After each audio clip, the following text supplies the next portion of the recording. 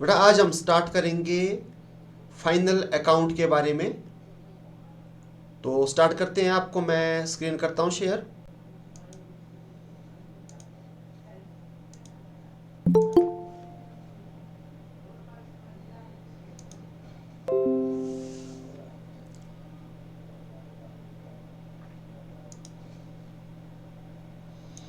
बेटा स्क्रीन दिख रही है आपको? Yes sir. ओके। ये आज से हम स्टार्ट करने जा रहे हैं बेटा part B, financial accounting. Second जो पार्ट है उसको आज हम डिस्कस करेंगे। आज हम डिस्कस करेंगे प्रेजेंटेशन ऑफ फाइनल अकाउंट्स, अंतिम खातों का प्रस्तुतिकरण। इसके बारे में बेटा आज हम डिस्कस करेंगे। ये हमारा टॉपिक है आज का, काफ़ी इम्पोर्टेंट कॉन्सेप्ट है। तो सबसे पहले आपको बताता हूँ मैं अकाउंटिंग साइकिल के बारे में, लेखांकन चक्र के बारे में। इसके बारे में हमने जो है बेटा पहले जान लिया था, क्योंकि इसका रिलेशन है हमारा फाइनल अकाउंट के साथ। तो सबसे पहले फिर से आपका मैं थोड़ा रिवीजन करवाता हूँ। तो सबसे पहले क्या होती है बेटा? ट्रांजैक्शन, लेन देन होती हैं, और उनको हम कहाँ पर रिकॉर्ड करते हैं? डे बुक, और जिसको हम जर्नल कहते हैं उसमें हम बेटा इसको रिकॉर्ड करते हैं। जर्नल के बाद जो है हम रिकॉर्ड करते हैं बेटा लेजर में, खाता बही में। और ये जो सिलसिला है ये ट्रांजैक्शन जर्नल लेजर का, ये पूरे वर्ष भर बेटा चलता रहता है, और इसी को ही हम कहते हैं बुक कीपिंग। और फिर जब हम फाइनल अकाउंट बनाते हैं लास्ट में, तो हमारे को लेजर के बाद क्या तैयार करना पड़ता है?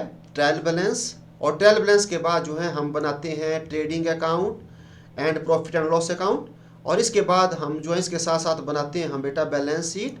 और बैलेंस शीट को बनाने के बाद फिर हम एनालाइज और इंटरप्रिटेशंस करते हैं, और ये हमारा क्लोज हो जाता है। तो ट्रायल बैलेंस से लेकर के ट्रेडिंग अकाउंट बनाना, प्रॉफिट एंड लॉस अकाउंट बनाना एंड बैलेंस शीट बनाना, ये सारे का सारा बनता है बेटा लास्ट में जब हम अकाउंट जो है क्लोज करते हैं। और जैसे फिर हम एनालाइज और इंटरप्रिटेशन करते हैं, और फिर उसके बाद फिर से जो है ट्रांजैक्शन हो जाती है, नेक्स्ट जो सेशन के लिए स्टार्ट हो जाती है। तो इसको बोलते हैं हम अकाउंटिंग साइकिल। तो इसके बारे में बेटा बोलो, आपको पता है सारा कि नहीं है पता? सर ठीक है। Yes sir. तो बेटा ये आपको मैंने बता दिया था पहले। तो हमने ट्रायल बैलेंस तक तो बेटा सीख लिया था। अब हम सीखेंगे trading account and profit and loss account and balance sheet कैसे बनते हैं। ये आते हैं बेटा फाइनल अकाउंट में। और ये जो आगे है एनालाइज एंड इंटरप्रिटेशन, ये आप +2 के अकाउंट्स में पढ़ेंगे, इनका एनालाइज एंड इंटरप्रिटेशंस करना।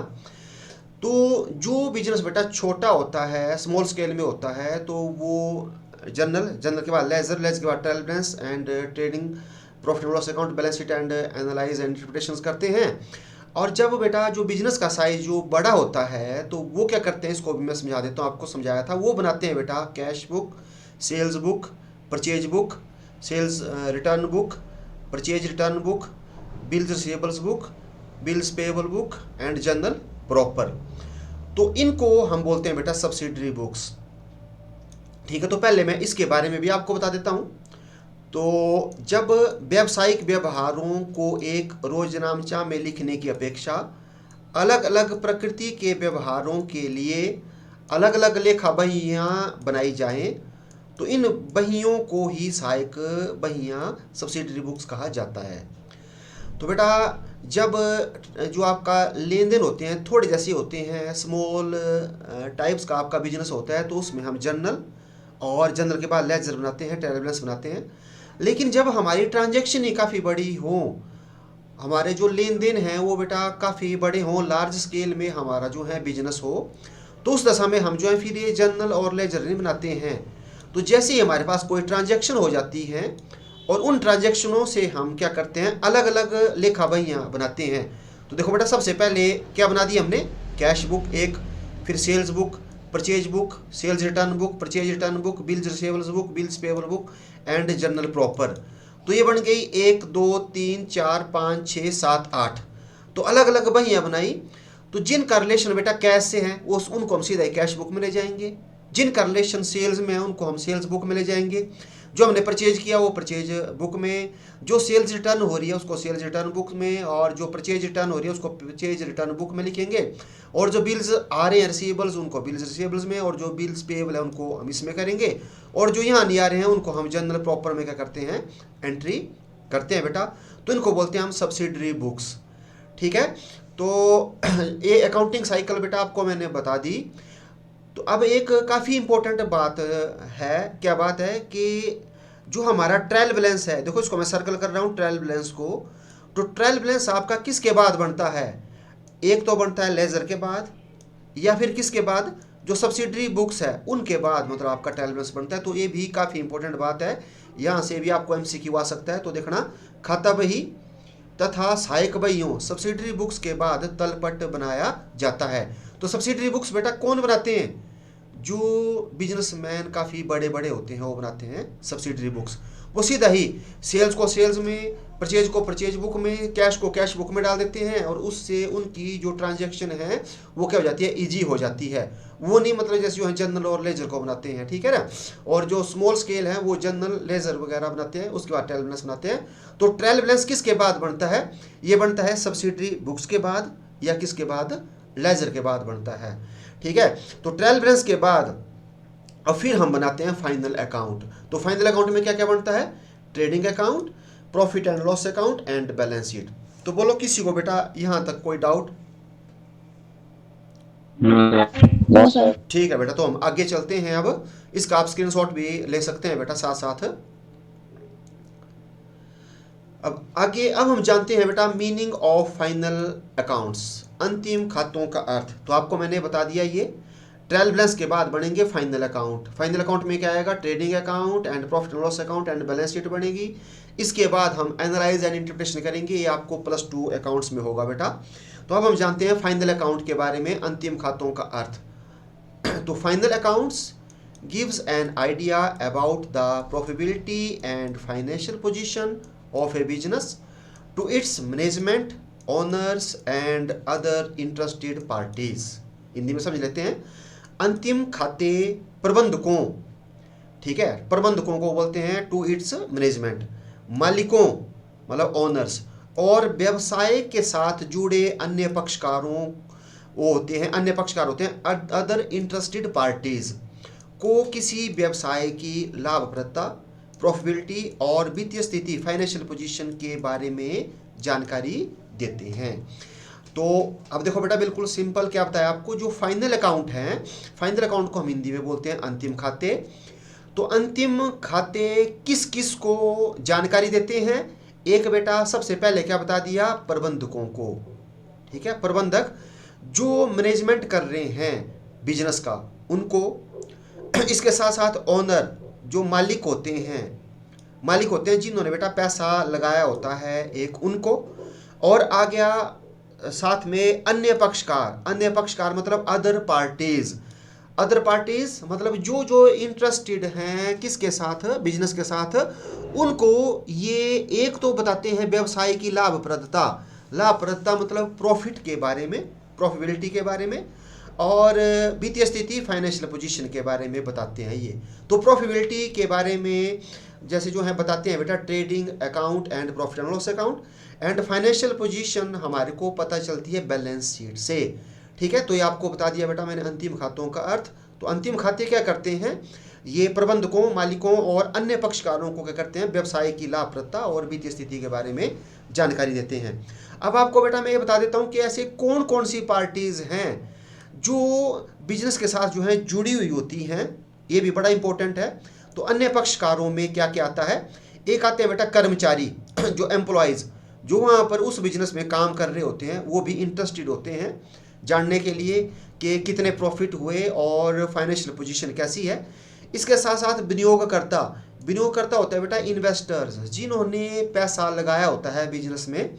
इसके साथ साथ क्रेडिटर्स होते हैं लेनदार, जिन्होंने पैसा क्या करना होता है, बिजनेस से लेना होता है। इसके साथ साथ बेटा गवर्नमेंट होती है, सरकार, ठीक है, वो भी इंटरेस्टेड होती है प्रॉफिटेबिलिटी और फाइनेंशियल पोजीशन को जानने के लिए। इसके साथ साथ जो बैंक्स हैं वो भी प्रॉफिटेबिलिटी और फाइनेंशियल पोजीशन को देखते हैं। उसको देखते हुए ही वो आगे क्या करते हैं, लोन वगैरह देते हैं। ठीक है, इसके या तो ओवरड्राफ्ट की फैसिलिटीज देते हैं। इसके साथ साथ बेटा जो शोधकर्ता होते हैं, रिसर्चर्स होते हैं, जो शोध करते हैं, तो वो भी प्रॉफिट मतलब जैसे फाइनेंशियल जो अकाउंट्स है उनको देखते हैं, उसको देखते देखते वो करते हैं, तो इनको सम्मिलित किया जाता है। तो आपको मतलब संक्षेप में मैं बता दूं तो एक हो गए आपके प्रबंधक, एक हो गए बेटा मालिक, और एक हो गए उसके साथ साथ कर्मचारी, विनियोगकर्ता, लेनदार, सरकार, बैंक, शोधकर्ता। इन सब के को मतलब वो किसके बारे में जानकारी देते हैं, व्यवसाय की लाभप्रदता के बारे में और फाइनेंशियल पोजीशन के बारे में बताते हैं अंतिम खाते। बस तो अंतिम खाते क्या बताते हैं, प्रॉफिटेबिलिटी एंड फाइनेंशियल पोजीशन किस किस को बताते हैं, जो जो बेटा बिजनेस के साथ जुड़े हुए रहते हैं, जो मैंने बताए। बोलो किसी को कोई डाउट बेटा, तो आगे चलते हैं फिर। हाँ सर। ठीक है, आगे चलते हैं ना। ठीक है, हाँ अब आ गया अंतिम खातों का अर्थ क्या है। तो सभी व्यावसायिक लेन देन पहले जर्नल रोजनामचे में लिखे जाते हैं, वो आपको मैंने बताया अकाउंटिंग साइकिल में बेटा। फिर उन्हें लेजर खाता बही में स्थानांतरित कर दिया जाता है। ठीक है, तो अगर तो बिजनेस बेटा आपका स्मॉल स्केल का है तो हम जनरल और लेजर बनाएंगे, अदरवाइज फिर हम क्या करेंगे, सहायक पुस्तकें, सब्सिडरी बुक्स बनाएंगे, जो मैंने आपको पहले बताया। फिर क्या करते हैं, खाता बही की सहायता से, एक तो खाता बही, अगर हमने खाता बही जनरल और लेजर नहीं बनाए हैं तो हम जो है सब्सिडरी बुक्स और लेजर की सहायता से क्या करते हैं, फिर ट्रायल बैलेंस तैयार किया जाता है। तो एक एमसीक्यू आपको यहाँ से बन सकता है कि ट्रायल बैलेंस किसके बाद तैयार किया जाता है, तो ये तैयार किया जाता है लेजर, खाता बही और जो सब्सिडरी बुक्स है उसके बाद तैयार किया जाता है। उसके बाद अंतिम खाते तैयार किए जाते हैं। अंतिम खातों की तैयारी लेखांकन चक्र का अंतिम चरण है। ठीक है, तो इसके बाद बेटा मतलब लास्ट में हम बस फाइनल अकाउंट तैयार करेंगे और उसके बाद फिर हम एनालाइज और इंटरप्रिटेशन करेंगे। तो ये लेखांकन चक्र का क्या हुआ, अंतिम चरण हुआ। यह व्यवसाय की लाभप्रदता, प्रॉफिटेबिलिटी और फाइनेंशियल पोजीशन, वित्तीय स्थिति को निर्धारित करता है। तो बोलो बेटा, पता लग गया ना फाइनल अकाउंट्स के बारे में। जी सर। ठीक है, तो अंतिम खातों में बेटा देखो क्या क्या बनेगा, इसको हम जानते हैं। तो इसमें सबसे पहले बनेगा बेटा ट्रेडिंग अकाउंट, व्यापारिक खाता। उसके बाद बनेगा बेटा इसमें प्रॉफिट एंड लॉस अकाउंट, लाभ हानि खाता। और लास्ट में हम जो है बनाएंगे बैलेंस शीट, आर्थिक चिट्ठा तैयार किया जाता है। तो एक ट्रेडिंग अकाउंट बनेगा, एक प्रॉफिट एंड लॉस अकाउंट बनेगा, एक बैलेंस शीट बनेगी बेटा। तो बनेगी किससे, ये बनेगी बेटा ट्रायल बैलेंस से। देखो मैंने सर्कल कर दिया ना ट्रायल बैलेंस, तो आपके पास ट्रायल बैलेंस आएगा तो आपको कहा जाएगा कि आप फाइनल अकाउंट तैयार करो। तो आपको एक बनाना पड़ेगा ट्रेडिंग अकाउंट, एक profit and loss account and balance sheet. तो जो ट्रायल बैलेंस में जो आइटम्स होती हैं उनमें कुछ एक आइटम्स चल जाएंगी ट्रेडिंग में, कुछ एक चल जाएंगी प्रॉफिट एंड लॉस अकाउंट में, और कुछ चल जाएगी बैलेंस शीट में। ठीक है, तो बस हमने इनको ट्रेडिंग में, प्रॉफिट एंड लॉस अकाउंट में, मतलब जिस इसकी जहां स्थान है उसको वहां पर हमने ले जाना और हमारे जो है फाइनल अकाउंट बन करके तैयार हो जाएंगे। बोलो लग गया बेटा पता, आगे चले। ये ठीक है, यस सर। Yes sir. अब जो है अब हम जानते हैं बेटा सबसे पहला ट्रेडिंग अकाउंट के बारे में। तो ये आपने देखना है कि ट्रेडिंग अकाउंट में क्या क्या बेटा आएगा। तो ट्रेडिंग अकाउंट इसको हम हिंदी में बोलते हैं व्यापारिक खाता। इसके बारे में सबसे पहले बेटा हम जानते हैं। तो व्यापारिक खाता, ट्रेडिंग अकाउंट क्या है, तो किसी व्यवसायी द्वारा माल माल को इंग्लिश में बोलते हैं गुड्स का क्रय विक्रय करने के बाद व्यवसाय में होने वाले सकल लाभ या सकल हानि, इनको हम इंग्लिश में बोलते हैं बेटा gross profit and gross loss, का पता लगाने के लिए व्यवसायी द्वारा एक खाता बनाया जाता है जिसे व्यापारिक खाता, ट्रेडिंग अकाउंट कहते हैं। तो जब आपको आएगा ट्रेडिंग अकाउंट क्या होता है, तो आप सिंपल इसमें लिख सकते हैं कि जो व्यवसायी होता है, जो बिजनेसमैन होता है, वो जब माल का क्या करता है, वो क्रय विक्रय, एक खरीदता है उसको क्या करता है, बेचता है। तो खरीदने बेचने से बस उसने क्या किया, क्रय किया, विक्रय किया। मतलब व्यापारी ने क्या किया, बिजनेसमैन ने क्या किया, जो माल है उसका क्रय विक्रय किया, उसको खरीदा और उसको बेचा। और उसके बाद उसको खरीदने और बेचने से जो उसको ग्रॉस प्रॉफिट और ग्रॉस लॉस होता है उसका पता लगाने के लिए जो खाता बनाया जाता है उसे हम व्यापारिक खाता कहते हैं। ठीक है, तो व्यापारिक खाता क्यों बनाया जाता है, ये बनाया जाता है व्यापारी के द्वारा सकल लाभ और सकल हानि को जानने के लिए कि उसको ग्रॉस प्रॉफिट हुआ कि ग्रॉस लॉस हुआ। तो जो अकाउंट बनेगा उसको हम बोलते हैं ट्रेडिंग अकाउंट। बोलो बेटा पता लग गया। Yes sir. ठीक है बेटा, अब आगे देखो, ये बड़ी इंपॉर्टेंट बात है, व्यापारिक खाते ट्रेडिंग अकाउंट में माल क्रय विक्रय तथा, तो देखो इसमें क्या क्या आएगा, ट्रेडिंग अकाउंट में क्या आएगा, बिल्कुल ध्यान से सुना आपने, एक आएगा गुड्स जो आपने क्रय विक्रय की, मतलब परचेज और सेल किया, एक वो आएगा, तो परचेज आ जाएगा ट्रेडिंग अकाउंट में, एक सेल्स आएगी। अब तथा, ये देखो अंडरलाइन किया है, तथा माल क्रय करते समय, ठीक है, तो यहाँ पर लिखा है माल क्रय करते समय, तो माल को बोलते हैं गुड्स एंड क्रय को बोलते हैं परचेज। तो माल को क्रय करते समय लगने वाले प्रत्यक्ष खर्चों डायरेक्ट एक्सपेंसेस को शामिल किया जाता है। तो देखो ट्रेडिंग अकाउंट में क्या क्या आएगा, एक तो आ जाएगा बेटा परचेज एंड सेल, और हमने परचेज करते समय जितने भी हमने खर्चे किए डायरेक्ट एक्सपेंसेस, वो सारे के सारे इसमें हम जो है शामिल करते हैं। बोलो बेटा, पता लगा कि लगा पता आपको इसके बारे में? Yes sir. हाँ ठीक है, तो इसमें बेटा हम डायरेक्ट एक्सपेंसेस क्या करते हैं, इसमें हम जो है लेते हैं, ठीक है। तो अब हम चलते हैं, आगे चलते हैं। अब देखो ये है फॉर्मेट ऑफ ट्रेडिंग अकाउंट, व्यापारिक खाते का प्रारूप, ठीक है। तो बेटा देखो कैसे बनता है, तो ट्रेडिंग अकाउंट ये हॉरिजॉन्टल फॉर्मेट है फॉर द ईयर एंडेड, यहाँ पर बेटा हम ईयर लिखेंगे जिस ईयर में जो है वो हम बना रहे हैं, तो ये बनता है साल के लास्ट में। तो जैसे अगर हम 31 दिसंबर को बना रहे हैं तो 31 दिसंबर, अगर हमारा जो ईयर है वो फाइनेंशियल ईयर है तो हम बनाएंगे उसको 31 मार्च को। और ये एक हो जाएगा बेटा डेबिट साइड, तो डेबिट साइड मतलब हमारी हो जाती है खर्चों की, और क्रेडिट साइड में हम बताते हैं इनकम, ठीक है बेटा। तो देखो अब खर्चे कौन कौन से होते हैं, तो सबसे पहले हमने डेबिट साइड में लिखना होता है ओपनिंग स्टॉक जो हमारे पास बचा हुआ है। इसके बाद देखो हम ले लेंगे परचेज, तो परचेज हमने जितना किया वो हम ले लेंगे परचेज। इसके बाद लेस क्या कर देंगे हम, रिटर्न, तो रिटर्न्स अगर ऐसा भी लिखा जा सकता है आपको परचेज रिटर्न या रिटर्न्स आउटवार्ड, इसको बेटा हम परचेज रिटर्न कहते हैं। और फिर इसको लेस करके, मतलब इसमें से हम जो है परचेज में से रिटर्न को लेस करेंगे, जो आएगा उसको हम फिर यहाँ पर बताएंगे आउटर कॉलम में, ये मतलब आपका आउटर कॉलम होता है, ठीक है। तो आउटर कॉलम में बताएंगे, जैसे यहाँ पर हमारे पास 50,000 है, 10,000 रिटर्न होगी, तो यहाँ पर हम जो है 40,000 जो है फिर बताएंगे। इसके साथ साथ अब आएंगे, आपको मैंने बताया कि माल को क्रय करते समय डायरेक्ट एक्सपेंसेस, तो डायरेक्ट एक्सपेंसेस होते हैं बेटा टिल फैक्ट्री तक के खर्चे, ठीक है, मतलब सामान को बनाने तक के खर्चे होते हैं आपके डायरेक्ट। तो देखो सबसे पहला आ गया फ्रेट एंड कैरीज, तो ये हमारा डायरेक्ट है, इसको आपने ध्यान रखना है, तो ये आ जाएगा आपका डेबिट साइड में। इसके साथ साथ कस्टम्स एंड इंश्योरेंस, ये भी आपका डेबिट साइड में आ जाएगा। वेजेस, तो वेजेस मतलब बेटा दिए जाते हैं मजदूर को, ये होते हैं फैक्ट्री में, तो ये आ जाएगा यहाँ। तो एक और इम्पोर्टेंट बात वो आपने कॉपी में भी नोट कर लेना, अगर आपको इकट्ठे लिखा हुआ है वेजेस एंड सैलरी इकट्ठे लिखा है और लिखा है जैसे अमाउंट 10,000, तो वो आएगा आपका ट्रेडिंग अकाउंट में, ठीक है। अगर तो सिंपल लिखा है वेजेस तो यहाँ आ जाएंगे ना। अगर आपको इकट्ठा दे दिया टू वेजेस एंड सैलरी, आप कॉपी में नोट कर सकते हैं वेजेस एंड सैलरी, तो वो आ जाएंगे आपके ट्रेडिंग अकाउंट में। और अगर आपको लिखा हुआ है सैलरी एंड वेजेस, सैलरी पहले लिखा हुआ है वेजेस बाद में लिखा हुआ है, तो उसको हम ट्रेडिंग अकाउंट में नहीं, उसको हम प्रॉफिट एंड लॉस अकाउंट में ले जाएंगे, ठीक है। क्यों ले जाएंगे, क्योंकि सैलरी एंड वेजेस में सैलरी क्या है ज़्यादा, तो इसलिए हम प्रॉफिट लॉस में ले जाएंगे। लेकिन अगर वेजेस एंड सैलरी लिखा है तो हम इसको कहाँ ले जाएंगे, ट्रेडिंग में। और सिंपल वेजेस लिखा है तो ट्रेडिंग में हम बताएंगे। इसके बाद बेटा गैस वाटर एंड फ्यूल, वो भी आपकी फैक्ट्री में ही लगती है, डायरेक्ट एक्सपेंसेस है। फैक्ट्री एक्सपेंसेस, फैक्ट्री के नाम का कोई एक्सपेंसेस है उसको भी हम यहाँ ले जाएंगे। रॉयल्टी ऑन प्रोडक्शंस, उसको भी हम यहाँ ले जाएंगे। फिर कार्गो एक्सपेंसेस, उसको भी हम यहाँ ले जाएंगे। शिपिंग एक्सपेंसेस, वो भी हमारे डायरेक्ट होते हैं।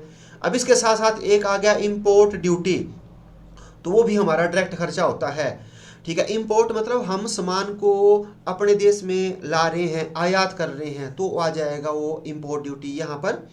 और अगर बेटा एक्सपोर्ट ड्यूटी होती है तो वो ट्रेडिंग अकाउंट में नहीं आएगा, वो आएगा प्रॉफिट एंड लॉस अकाउंट में। तो एक्सपोर्ट मतलब हम अब बेच रहे हैं, उसको बाहर बेचने के लिए ले जा रहे हैं, तो इसलिए एक्सपोर्ट ड्यूटी जो है वो आ जाएगी प्रॉफिट एंड लॉस अकाउंट में। तो ये आपने बात ध्यान रखना कि इंपोर्ट ड्यूटी आएगी ट्रेडिंग में, क्योंकि हम सामान को ला रहे हैं। और एक्सपोर्ट वो हो गया सेलिंग से संबंधित, तो इसलिए वो चला जाएगा आपका प्रॉफिट एंड लॉस अकाउंट में। इसके साथ साथ कस्टम ड्यूटी, वो भी बेटा आपका डायरेक्ट एक्सपेंसेस है। Dock charges, octroi, commission on purchase, ये आपके सारे के सारे क्या हैं, डायरेक्ट एक्सपेंसेस हैं। और इसके साथ साथ अगर आपको लिखा हुआ है कैरीज इनवार्ड, ठीक है, इसको भी आप अपनी कॉपी में नोट कर सकते हैं, कैरीज CARRIAGE कैरीज इनवार्ड, ठीक है। INWARDS इनवर्ड्स, अगर कैरीज इनवर्ड लिखा हुआ है तो इसका मतलब हम जो है सामान को ला रहे हैं, तो लाने के लिए जो भाड़ा दे रहे हैं वो भी बेटा यहाँ आएगा ट्रेडिंग अकाउंट में। और क्योंकि उसका रिलेशन भी परचेज से ही है, खरीदते समय हम जो है ला रहे हैं उसको बेचने के लिए, और जब जो है हम जो है अब बेचने के लिए उसको ले जा रहे हैं कहीं, ठीक है, तो वो मतलब हमारा खर्चा हो गया सेलिंग से संबंधित। तो कैरीज जो आउटवर्ड है वो आएगा प्रॉफिट एंड लॉस अकाउंट में। तो इसको भी आप नोट कर सकते हैं, कैरीज इनवर्ड हो गया ट्रेडिंग अकाउंट में, एंड कैरीज आउटवर्ड क्या हो गया बेटा, प्रॉफिट एंड लॉस अकाउंट में हो गया। ठीक है, बोलो इतना पता लग गया बेटा। तो ये हो गए सारे के सारे खर्चे हमारे डायरेक्ट। बोलो बेटा पता लग गया। Yes sir. ठीक है, इसके साथ साथ अब हम जो हैं क्रेडिट साइड में बताते हैं इनकम। तो इनकम बेटा एक ही होती है सेल से, डायरेक्ट इनकम, तो सेल्स को हम यहाँ बता देंगे। और रिटर्न्स इनवर्ड होती है सेल्स रिटर्न। तो जितनी हमारी जो है वापस हुई है सेल्स रिटर्न उसको हम लेस करके आउटर कॉलम में बताएंगे नेट अमाउंट। जैसे सपोज हमारे पास सेल्स थी 2 लाख रुपीज़ की, और उसमें से 10,000 की जो है माइनस मतलब रिटर्न हुई, तो हम जो है आउटर कॉलम में बताएंगे 1,90,000 रुपीज़। और इसके साथ साथ एक हम बताते हैं क्लोजिंग स्टॉक। तो ये दो आइटमें ही आती है ट्रेडिंग अकाउंट की क्रेडिट साइड में, एक सेल्स एक बेटा क्लोजिंग स्टॉक। ठीक है, और डेबिट साइड में आ गए खर्चे, तो खर्चे हो गए ओपनिंग स्टॉक और इसके साथ जो परचेज किया। और आपको मैंने अभी बताया थोड़ी देर पहले कि परचेज माल को क्रय करते समय जितने हमारे खर्चे होते हैं तो उन डायरेक्ट खर्चों को हम यहाँ बताते हैं। तो सारे के सारे हो गए ये शॉर्टकट लिख देता हूँ मैं, डायरेक्ट एंड एक्सपेंसेस। तो ये होते हैं बेटा डायरेक्ट एक्सपेंसेस, मतलब फैक्ट्री तक के खर्चे। तो हमने डेबिट साइड में बताया opening stock and direct expenses, and credit side में बता दिया बेटा इनकम। तो इनकम हमारी हो जाती है एक सेल से और एक क्लोजिंग स्टॉक से। फिर हम क्या करते हैं, फिर हम बेटा बैलेंसिंग निकालते हैं। बैलेंसिंग मतलब हम देखते हैं कि कौन सी साइड ज़्यादा आई। तो डेबिट जो साइड है वो हमारी होती है एक्सपेंसेस की, एंड क्रेडिट साइड हमारी होती है इनकम की, ये इनकम की साइड है। तो अगर इनकम साइड ज़्यादा हो, क्रेडिट साइड ज़्यादा है, डेबिट साइड कम है, तो यहाँ बड़े ध्यान से सुनना, तो हमारे पास आ जाता है बैलेंसिंग फिगर ग्रॉस प्रॉफिट। तो ये हुआ हमारे पास, लिख दिया मैंने balancing B and F, balancing figure. तो बैलेंसिंग फिगर मतलब जितना जैसे जो है जरूरत आई, क्योंकि क्रेडिट साइड ज़्यादा थी डेबिट कम थी, अब हमने इनको मिलाना है। तो मिलाने के लिए जितना हमारे पास यहाँ पर अमाउंट आएगा वो हो जाएगा हमारा बेटा ग्रॉस प्रॉफिट। ठीक है, और इस ग्रॉस प्रॉफिट को फिर हम ट्रांसफ़र कर देंगे प्रॉफिट एंड लॉस अकाउंट में। ये कहाँ चल जाता है, प्रॉफिट एंड लॉस अकाउंट की क्रेडिट साइड में। और अगर बेटा अगर हमारी डेबिट साइड की रहती है ज़्यादा, अगर हमारी डेबिट साइड रहती है ज़्यादा और क्रेडिट साइड की रहती है कम, तो फिर हमारे को लॉस हो जाता है, क्योंकि हमारे खर्चे ज़्यादा हो गए और इनकम में क्या हुई कम, तो हमारे को लॉस हो जाता है। तो जो बैलेंसिंग फिगर है वो बेटा आ जाता है लॉस। तो आपको मैंने बताया अभी कि ट्रेडिंग अकाउंट से हमारे को किसका पता चलता है, सकल लाभ और सकल हानि का, ग्रॉस प्रॉफिट और ग्रॉस लॉस का। तो या तो प्रॉफिट निकलेंगे या तो लॉस निकलेंगे। प्रॉफिट कब निकलेंगे, when credit side is more than debit side, and loss कब निकलेंगे, when debit side is more than credit side. ठीक है, या तो प्रॉफिट निकलेंगे या लॉस निकलेंगे। अगर लॉस निकलेंगे तो फिर हम इन लॉस को भी ट्रांसफ़र कर देंगे प्रॉफिट एंड लॉस अकाउंट में। तो ये प्रॉफिट एंड लॉस अकाउंट के चल जाते हैं बेटा डेबिट साइड में, क्योंकि डेबिट साइड होती है लॉस की। और अगर प्रॉफिट निकलेंगे तो ये प्रॉफिट एंड लॉस अकाउंट की चल जाएंगे क्रेडिट साइड में। ठीक है, तो ये आपको बताया। बोलो बेटा कोई डाउट। No sir. तो हमने किसके बारे में जान लिया, हमने जान लिया बेटा फॉर्मेट ऑफ ट्रेडिंग अकाउंट। एक तो सबसे पहले ट्रेडिंग अकाउंट क्या होते हैं, और इसके साथ साथ ट्रेडिंग अकाउंट का फॉर्मेट क्या है, इसके बारे में हमने बेटा जान लिया।